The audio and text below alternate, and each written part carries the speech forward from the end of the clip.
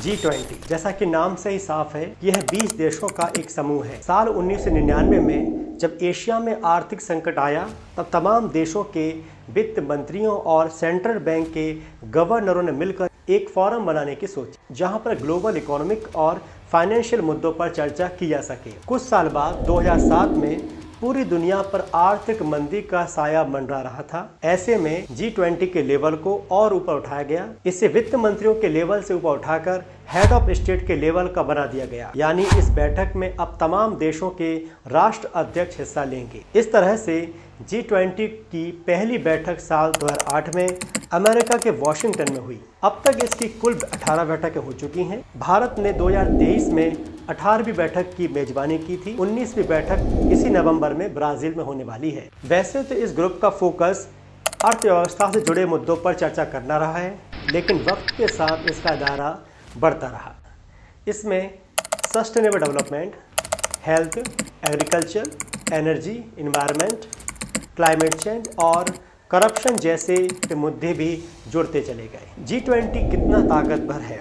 इस ग्रुप की ताकत इसमें शामिल देशों के नाम जानने से ही पता लग जाती है। G20 ग्रुप में 19 देश हैं: अर्जेंटीना, ऑस्ट्रेलिया, ब्राज़ील, कनाडा, चीन, France, Germany, Bharat, Indonesia, Italy, Japan, Republic of Korea, Mexico, रूस, सऊदी अरब, दक्षिण अफ्रीका, तुर्की, यूनाइटेड किंगडम और अमेरिका। इसके साथ ही इस ग्रुप का 20वां मेंबर है यूरोपियन यूनियन, अर्थात यूरोप के देशों का मजबूत समूह। इसके अलावा हर साल अध्यक्ष देश कुछ देशों और संगठनों को मेहमान के तौर पर भी आमंत्रित करता है।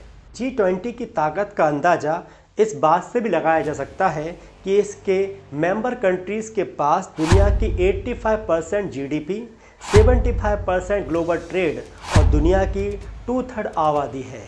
ऐसे में इस सम्मेलन में लिया गया फैसला दुनिया की इकोनॉमी पर बड़ा असर डालता है।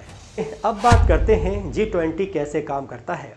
दरअसल जिस देश को G20 की अध्यक्षता मिलती है, वह उस साल G20 की बैठकें आयोजित करवाता है। वह बैठक का एजेंडा पेश करता है। इसके अलावा G20 दो पैरेलल ट्रैक पर काम करती है। एक होता है फाइनेंस ट्रैक, जिसमें सभी देशों के वित्त मंत्री और सेंट्रल बैंक के गवर्नर मिलकर काम करते हैं। दूसरा होता है शेरपा ट्रैक, जिसमें हर देश का एक शेरपा लीड होता है।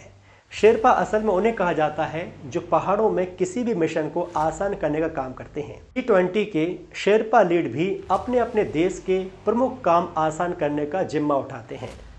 सभी मेंबर कंट्रीज के शेरपा बैठकों के जरिए अलग अलग मुद्दों पर आपसी सहमति बनाने की कोशिश करते हैं। अब बात करते हैं G20 की बैठक से क्या लाभ होता है। सबसे महत्वपूर्ण बात यही है कि G20 की बैठक से हमें और आपको क्या फ़ायदा हो सकता है। हम यह तो समझ गए हैं कि यह कितना मजबूत समूह है, लेकिन इस सम्मेलन के दौरान लिए गए फैसलों को मानने की कोई कानूनी बाध्यता नहीं होती है। यह आर्थिक रूप से ताकतवर देशों का एक ग्रुप है, इसीलिए यहाँ लिए गए फैसलों से इंटरनेशनल ट्रेड काफ़ी हद तक प्रभावित हो सकता है। बैठक के अंत में G20 देशों के साझा बयान पर आम सहमति भी बनाई जाती है, जिसकी जिम्मेदारी आमतौर पर अध्यक्ष देश के ऊपर ही होती है। G20 समूह दुनिया के प्रमुख मुद्दों को दिशा और दशा प्रदान करता है। शक्तिशाली होने के कारण यह ग्रुप वास्तव में दुनिया में परिवर्तन करने का दम रखता है।